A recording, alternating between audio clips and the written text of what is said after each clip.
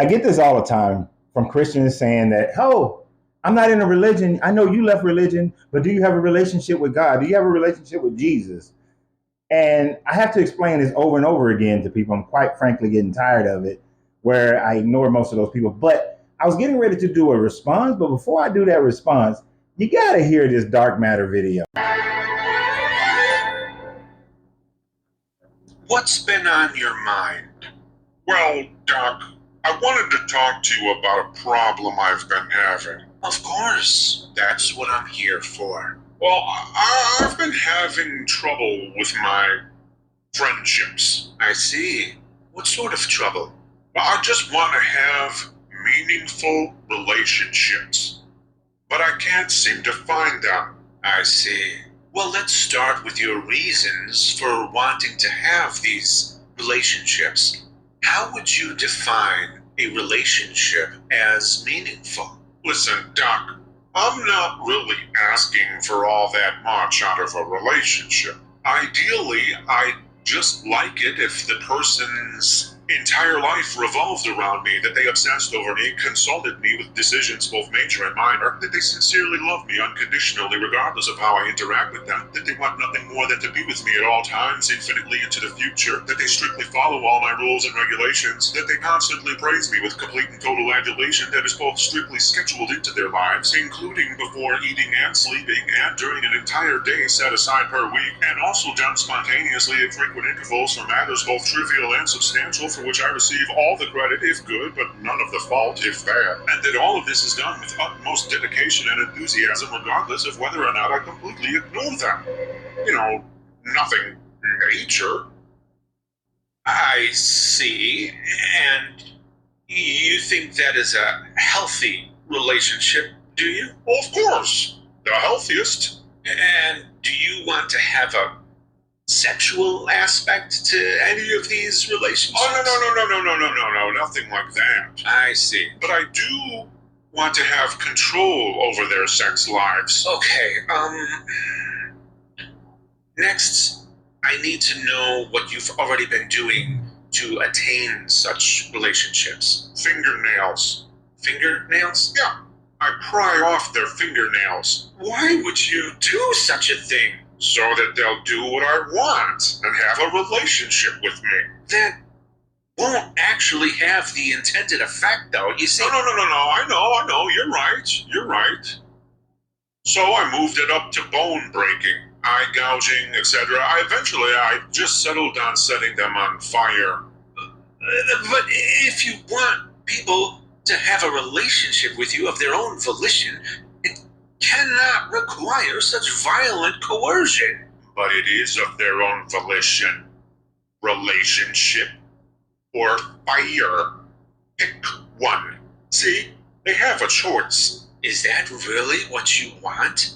Is that sincerity? You want people to be scared into an extremely one-sided relationship in which you hold all the power? Yeah. Well, that's incredibly abusive, and if those are your expectations, then I'm afraid you simply cannot have a meaningful relationship, even as you define it. You, sure about that, Doc? You're gonna burn me unless I agree with you? Yeah. It's what I do. Okay, then. You're correct. If you want to have meaningful relationships, then just keep doing what you're doing. Good.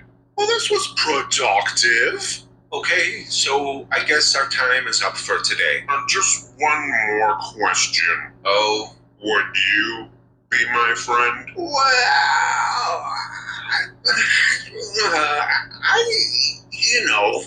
a patient-doctor relationship, impropriety, and whatnot should probably keep things professional. Wait, Doc. It's okay. Seeing you like this, I think I finally get it. You do? Yeah, it's okay. I know I've been going about this the wrong way. Oh, good. How about this? I'll have my son killed so that you can have a relationship with me. What? No, that's insane. No, it's okay. I'm the good guy. Okay, fine. I'll have a relationship with you. Right. Time to die, son. No, wait. I mean, I won't have a relationship with you. That's too bad. Time to die, son. No, wait. You're still gonna kill your son? Well, yeah, and you picked fire, so Wait, I have to die too? yeah. And my death won't save your son? No, he saves you by giving you the choice to pick me over fire. Why does there have to be any killing or any fire? You are the one coming up with this stuff. Just choose for there to not be any killing or any fire. You're the one with the choice. No, you're the one choosing fire. No, I don't. Who came up with fire? I guess I did. So just stop it. No killing and no fire? Yes. Wow, that's weird. But I'm the good guy. Yes, you are the good guy. Now put down the knife and the gasoline and let your son go. But you have to be punished for not having a relationship with me. Why? Because you'd have to be evil to not want a relationship with someone like me. If you enjoyed that, please go over to YouTube and subscribe to Dark Matters page. He has many great animations like that, as well as other podcasts. So it's a great channel. I've been following Dark Matter for a very long time. That is one of the best videos that I've ever seen of somebody talking about, breaking down rather, how this false idea of you having a relationship with some deity that is infinite in your finite being, and the lunacy of this Bible is ludicrous. Because what you're basically saying, and what he demonstrated in the video, and the video is called if you want a relationship like God, if you acted like God in a relationship. Or it just says if you acted like God. This guy of the Bible takes fear and punishments as a method of you being able to have a relationship with it. You really don't have a choice. Your choice is either go to hell and burn in hellfire, which I don't understand how you're going to do that as a spirit, but it doesn't make sense. But he's saying that either you out of fear of going to hell, you had better choose relationship with him because it is evil if you didn't. And that he killed his son, which was really himself, in order for you to have the choice, to which you had the choice beforehand. It's not like the people before Jesus didn't have a choice to follow the laws or to not follow the laws. They had a choice then. And even in your New Testament, your Jesus character says to still follow the law, that he came not to take it away, and that you must still follow this law. But he had to be sacrificed. Murder had to happen, just as all the other bloodshed of animals had to happen, or swallowing people in the earth, or giving people plagues. But have you noticed there's always a fear tactic? But many people will say, no, I've seen God's love. I've seen his charity, his grace, his this, that. That's just you. And that's just humanity around you, that you happen to be dealing with high vibrational people, but it's all just you. There's no deity that causes the greatness that happens in your life.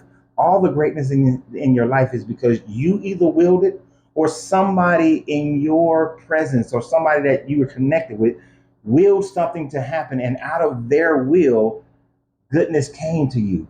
In the same way that you will the evil, or somebody who is within your parameters does have a will of things that are negative, and it negatively affects you. It may positively affect them, but it negatively affects you. So all good and evil, all things that has happened, is the will of somebody else, or the causation of nature. You're in a car wreck, you don't die. It's because of the speed, the direction, the point of impact. All these different things come into place to determine whether or not you're injured or not, or the severity of your injuries. But there's no God that's doing all of this.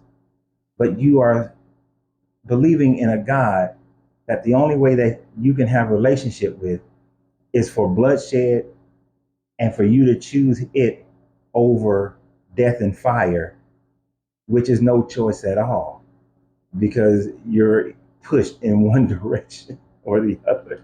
it's obscene to me. But check out Dark Matter, great videos, and always remember you got to free yourself to be yourself because your greatness is non-negotiable. Good journey.